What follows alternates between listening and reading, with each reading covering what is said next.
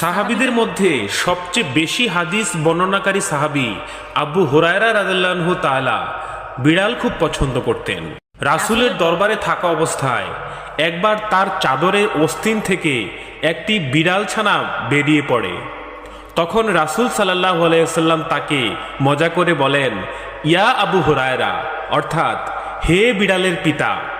আবু হুরায়রা রাদিয়াল্লাহু তাআলা বলেন, রাসূল সাল্লাল্লাহু আলাইহি ওয়াসাল্লাম বলেছেন, বিড়াল নামাজ বিনষ্ট করে না, কারণ তা ঘরের জিনিসপত্রের অন্তর্ভুক্ত।